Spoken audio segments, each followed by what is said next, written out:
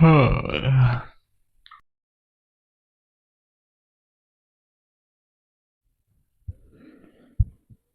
26 yaş.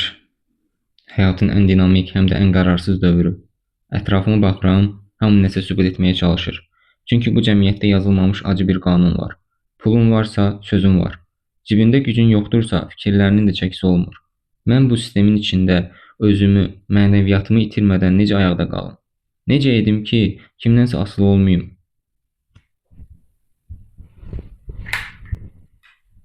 Ay bədbəxt. Bu yaşında kitab oxuyub vaxtını itirirsən? Pul qazanmaq istəyirsənsə, biraz çevik ol.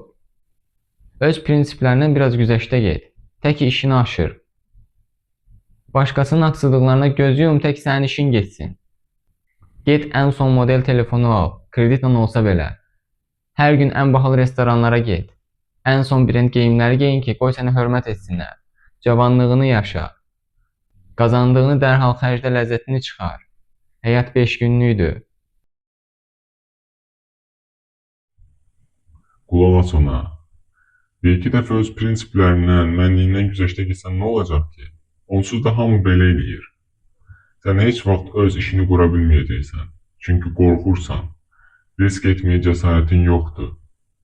Ömrünün sonuna kimi başqasının ssenarisində adi, sıradan bir detal olaraq qalacaqsan.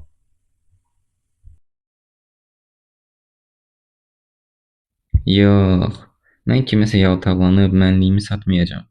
Mən bu tələyə düşməyəcəm. Pulun qulu yox, ağası olacağam.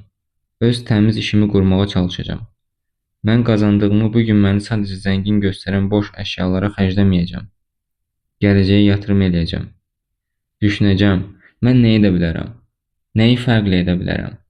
Qoy pul mənim üçün işləsin, mən onun üçün yox.